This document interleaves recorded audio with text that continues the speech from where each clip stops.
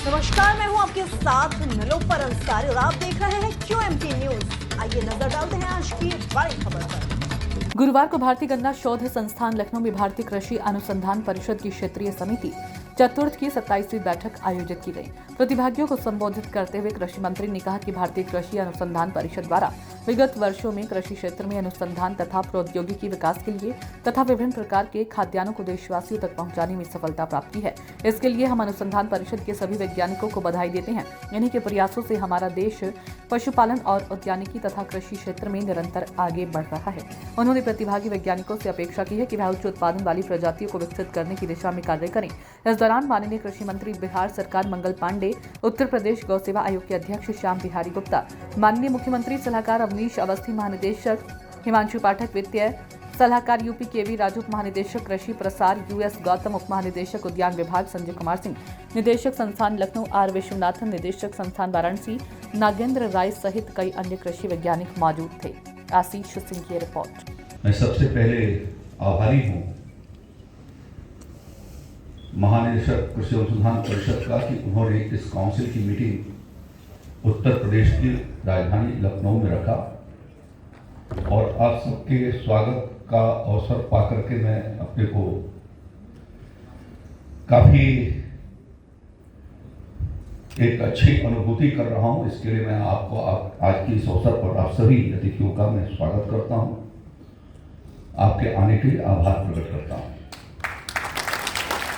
भारतीय कृषि अनुसंधान परिषद ने विगत वर्षों में कृषि क्षेत्र के अनुसंधान, प्रौद्योगिकी और विकास की दृष्टि से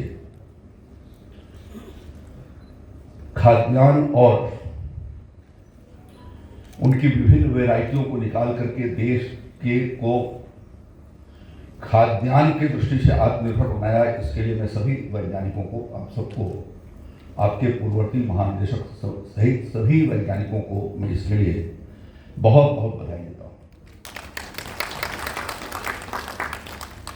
आप सबके कारण कृषि क्षेत्र में एक क्रांतिकारी परिवर्तन आया। आप सबके प्रयासों से पशुपालन और दुग्ध विकास और औद्यानिक क्षेत्रों में भी हमारा देश निरंतर आगे की ओर बढ़ रहा है। आपने विभिन्न समयों पर एक प्रयास किया है कि कृषि क्षेत्र के चुनौतियों का समाधान कैसे निकाला जाए। यह एक ऐसा दुरूह क्षेत्र है कि जिसे समय समय पर अनेक प्रकार की चुनौतियों का सामना करना पड़ती है। अभी बिहार के आदरणीय कृषि मंत्री जी ने जलवायु परिवर्तन और उसके बढ़ते हुए दुष्प्रभाव, कृषि क्षेत्र के ऊपर पड़ते हुए दुष्प्रभाव की चर्चा की है। अभी कल मैंने अखबारों में पढ़ा कि ये जो साउंड बॉक्स होते हैं, क्या उनको बोलते डीजे, कि एक पशुपालक ने एक सूचना भेजी कि डीजे के शोर के कारण जो है हमारा दूध उत्पादन कुछ हफ्ते जो है वो नीचे की ओर चला गया। तो जहां जलवायु का असर है वहां साउंड पोल्यूशन का भी कितना असर है इसका आप अनुमान लगा सकते हैं। और मैं समझता हूं कि प्लांट्स के भीतर उसी प्रकार की संवेदनाएं होती हैं, ऐसा मैं अनुभव करता हूं। और इसको डॉक्टर जगदीश चंद्र बोस ने इसको साबित भी किया था कि प्लांट के भीतर भी वही संवेदना है जो मानव जीवन के भीतर है।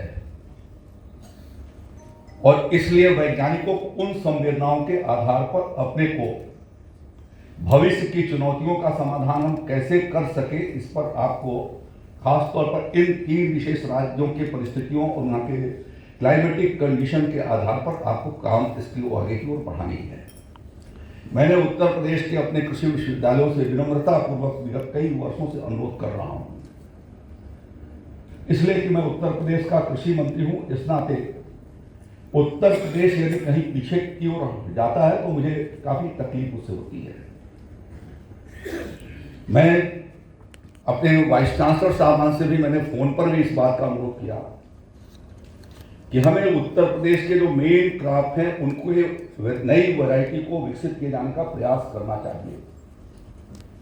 जब हरियाणा से, करनाल से और पंजाब से जब नई वैरायटी आती है तो मुझे ईर्ष्या होती है कि हमारा उत्तर प्रदेश क्यों नहीं कर पा रहा है। मैं चाहूंगा कि आज की आपकी दिन भर की मीटिंग या उसके आगे आने वाली मीटिंग में हम कैसे हाई यील्ड वैरायटी को डेवलप कर सके, उस दिशा में आप प्रयास करें।